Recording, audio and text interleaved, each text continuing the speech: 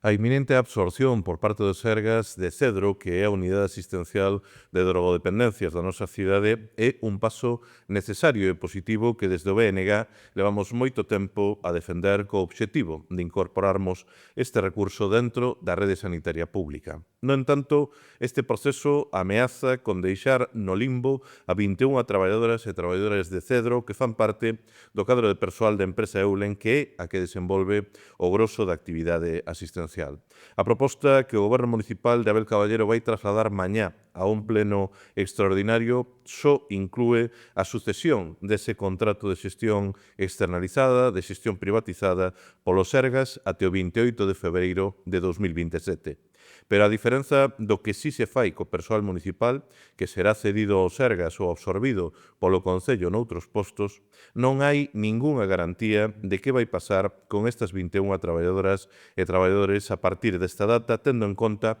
que nin o seu convenio colectivo nin o prego do contrato co Concello recolle expresamente a obriga de subrogación. Isto significa que a partir desa data, do 28 de febreiro do 27, o persoal que na súa meirande parte acumula moitos anos de experiencia en Cedro, algúns preto de 3 décadas, e cuxo labor ten sido enormemente positivo, poden ficar literalmente na rúa. Feito que compromete tamén a continuidade asistencial, xa que suporía poñer fin a unha equipa multidisciplinar, experimentada e cohesionada, que é quen atende a unhas 1.500 persoas usuarias de Cedro, traballadoras e traballadores que padeceron a opacidade deste proceso de negociación entre Sergas e Concello e que fican arestora baixo a agonía de non saber que vai pasar con elas. Para evitar que a absorción de Cedro polo Sergas sexa unha saída en falso, que o único que logre sexa que o Concello se desentenda dun servizo que xestiona desde o ano 1985, o Bloque Nacionalista Galego queremos que o Pleno dé a garantía de continuidade a todo o seu persoal. Con esa finalidade, o BNG formulamos unha emenda a través dun voto particular que terá que debaterse e votarse no Pleno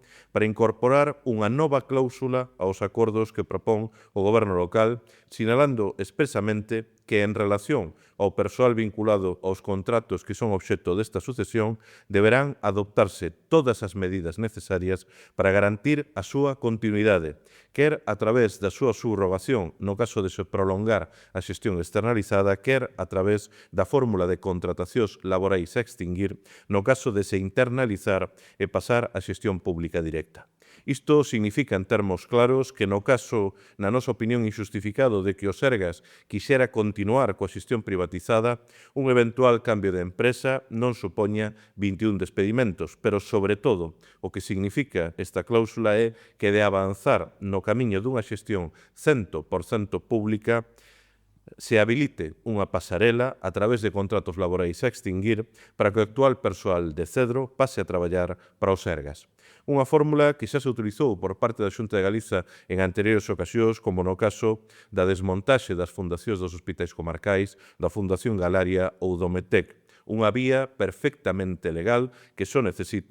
require de vontade política. Desde a Consellería de Política Social do Goberno de Caballero trasladaronlle ao persoal de Cedro o seu apoio para evitar despedimentos cando conclúa o actual contrato. Se ese apoio é real e non apenas unha declaración para quedar ben, desde o BNG confiamos en que o Partido Socialista apoiará mañá no Pleno a nosa emenda, xa que sería un acto irresponsável, pero sobre todo un acto injusto, que agora o Concello de Vigo se desentenda do futuro do persoal que traballa desde hai moitos anos nun servizo municipal como era Cedro e que non merece vivir na incerteza de poder perder o seu emprego en pouco máis dun ano.